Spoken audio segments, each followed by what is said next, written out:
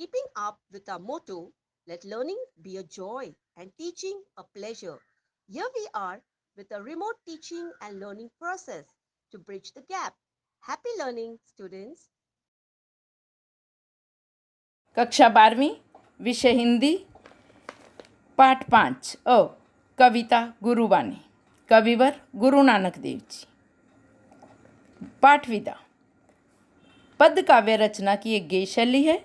इसका मूल स्रोत लोकगीतों की परंपरा माना जाता है। कवि परिचय। गुरु नानक देव जी का जन्म 14 नवंबर 1469 को तलवंडी गांव में हुआ था, जो रावी नदी के किनारे पंजाब में बसा है।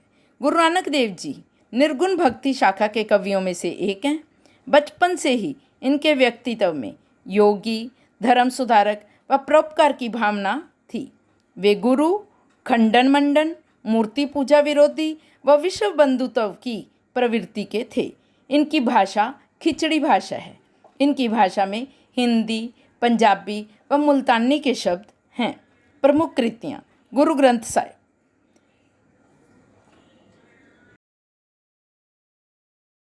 पाठ परिचय। पदों व दोहों में गुरु नानक जी ने गुरु की महिमा, कर्म की महानता, सच्ची शिक्षा पर अपने विचार व्यक्त किए हैं। मनुष्य को उदात्त व चरित्रवान बनाने में गुरु का मार्गदर्शन अति आवश्यक है।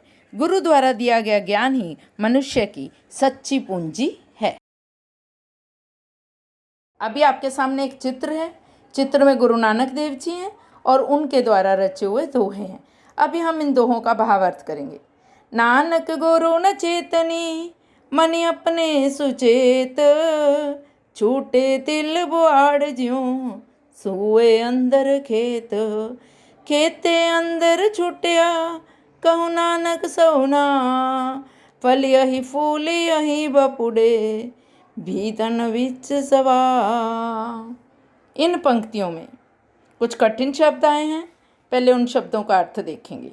चेतनी, चेतना, बुआड़, बुआई, सूए, सोए हुए, मणि, मान, सुचेत, चतुर, ज्यों, जैसे, नाहा, नाथ, बपुड़े, विचारे, स्वाहा, राग। इस पद्यांश में गुरु जी के विषय में कहा गया है कि जो लोग गुरु को, उसके ज्ञान को, उसकी बातों को नहीं मानते, लापरवाही करते हैं और अपने आप को बहुत चतुर मानते हैं, बहुत ज्ञानी मांगते हैं, वे लोग खेतों में अनायास उगने वाले उन तिलों की भांति हैं जो ऊपर से तो हरे भरे दिखते हैं, परंतु खेत में जले हुए हालात में पड़े रहते हैं।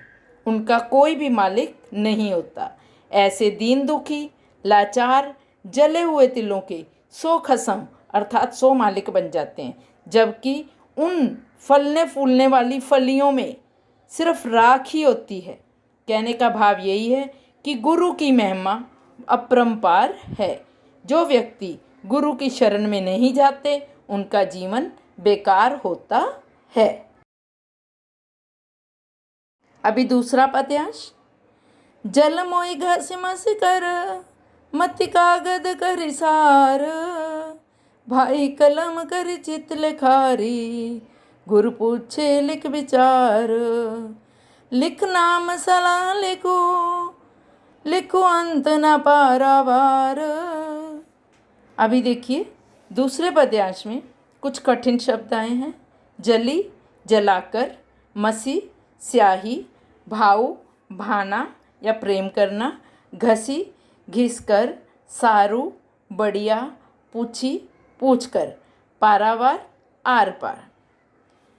इसमें गुरु नानक जी कहते हैं कि हे मनुष्य, तुम अपनी मोह माया को घिसकर स्याही बना लो, बुद्धि को कागज़ बना लो और प्रेम को कलम, और अपने मन का कागज़ लेकर उस पर गुरु से पूछ पूछ कर, विचार कर भगवान की स्तुति लिख डालो। अंत में यह भी लिख दो कि हे ईश्वर, आप अपरंपार हो, आप स्वतंत्र हो, आप सब जगह विद्यमान हो। अर्थात गुरु की सर्वव्यापकता के बारे में कहा गया है कि ईश्वर सब जगह सर्वव्यापक होते हैं। गुरु के द्वारा ही हम उनको पा सकते हैं। अभी हम तीसरे पद्यांश का भावार्थ करेंगे। मन रे अहिनिसि हरि गुण सार, जिन खिलपन नाम ना, बिसरे ते जन बिरले संसार। ज्योति ज्योति मिलाए, सुरति सुरति संयोग, ईसा हूँ में गत गए, नाही सहसा सोग। गुरुमुख जिस हर मन बसे, तिस मेले गुर संयोग। देखिए, इस पद्यांश में भी कुछ कठिन शब्द आए हैं।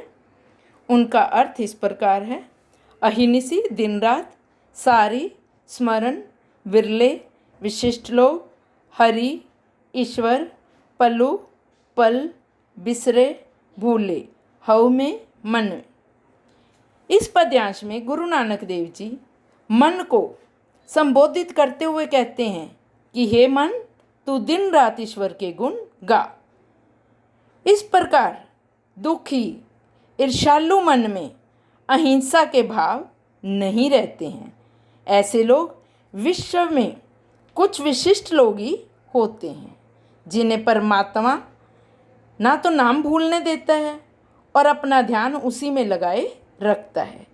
हे मन, तू अपना ध्यान उसी में लगा, उसकी ज्योति अपनी जीवात्मा में मिलाकर स्वयं प्रकाशित हो जा।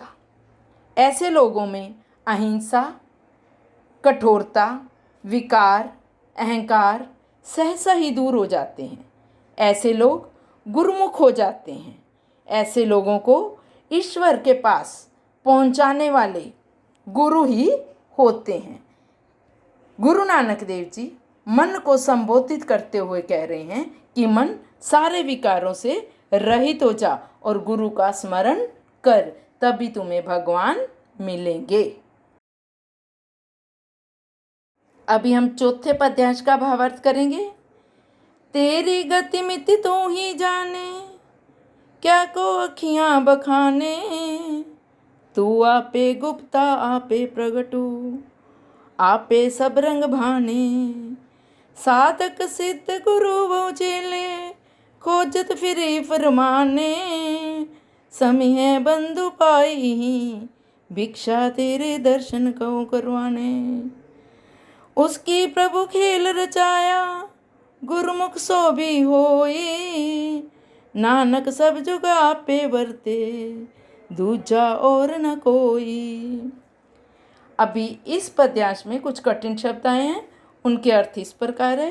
होई, होना, गुप्ता, गुप्त हो जाना, बखाने, बड़ाई करना, वर्ते, विद्यमान, इहीं, यह, कुर्बाने, कुर्बानी, जुग, युग, सोची, समझदार। हे प्रभु, तुम्हारी स्थिति, तुम्हारी अवस्था तुम स्वयं ही जानते हो। तुम्हारी अवस्था और तुम्हारी स्थिति के बारे में कोई दूसरा व्यक्ति नहीं जानता। तुम्हारी लीलाओं का वर्णन करना संभव नहीं है। तुम कभी तो अपने आप ही गुप्त हो जाते हो और कभी अपने आप ही प्रकट हो जाते हो। तुम्हारे सब रंग रूप तुम खुद ही जानते हो। आपकी भक्ति को खोजते रहते हैं, हम भटकते रहते हैं, परंतु हम आपके दर्शन नहीं कर पाते हैं। हम आपका नाम स्मरण करते हैं, आपकी दर्शनों की लालसा रखते हैं, परंतु दर्शन उसे ही होते हैं जो आपका स्मरण करते हुए आपके दर्शनों की लालसा रखते हैं। इस संसार के सारे खेल हे भगवान तुमने ही रचाए हैं और तुम ही सोझी लोगों को ज्ञात होता है। अर्थात युगों से ही तुम इस संसार में विद्यमान हो, सर्वव्यापक हो, शक्तिमान हो और तुम्हारी लीलाओं का वर्णन कोई भी संसारिक मनुष्य नहीं कर सकता है। अभी हम पांचवें व अंतिम दोहे का भावार्थ करेंगे। इस दोहे में गुरु नानक देव जी यह कहते हैं कि जिस प्रकार सगुण भगवान की पूजा करने के लिए संसारिक लोग थाली सजाते हैं, जिसमें धूप, दीप, फूल, माला, फल आदि होते हैं, वैसे ही भगवान की पूजा करने के लिए प्रकृति ने खुद ही पूजा की है, उसका वर्णन इसमें किया गया है। गगन में काल रवि चंद दीपक बने, तारका मंडल जनक मोती, धूप मल्यानिल पवन चबरो करे, सकल वन राई कुलंत ज्योति, कैसी आरती होई भव खंडना तोरी आरती, अनहत शब्द बाजत भेरी। इसके कठिन शब्दों की ओर ध्यान दीजिए। वनराई जंगल, अनाहत शंख जो नाद होता है, चवरो झुलाना। इसमें गुरु नानक देव जी कहते हैं, हे पंडित, ईश्वर की आरती की प्राकृतिक तुलना की गई है कि हे पंडित, जिस प्रकार तुम भगवान की पूजा करने के लिए पूजा की थाली सजाते हो, उसमें धूप, दिया, अगरबत्ती और फल फूल रखते हो, वैसे ही गगन ने भी भगवान की पूजा करने के लिए अपने आप को थाली बना लिया। उसमें चांद और सूर्य नाम के दीपक रख लिए, तारका मंडल मोती मणियाँ रख ली और मल्यानल यानी हिमालय पर्वत से सुगंधित हवा धूप के रूप में आने लगी। सकल वनस्पतियाँ भेंट कर रही हैं, फूल और फल वो सब जल रही हैं, और हे भवसागर के पार उतारने वाले ईश्वर, तेरी आरती ये संसारिक तुच्छ मनुष्य कैसे कर सकता है। वायु स्वयं ही पंखा झुला रही है, सभी के मन में अनहद ढोल का नाद हो रहा है। गुरु नानक जी बाह्य पूजा, व्रत, नेम आदि का खंडन करते हैं। वो इन बातों में विश्वास नहीं करते हैं। वो बोलते हैं कि ईश्वर की आराधना, ईश्वर की पूजा जब प्रकृति स्वयं कर रही है, तो फिर हमें पूजा करने का आडंबर क्यों करना है, हमें पूजा नहीं करनी चाहिए। बच्चों, इस पूरे वीडियो को देखने के लिए आपका धन्यवाद।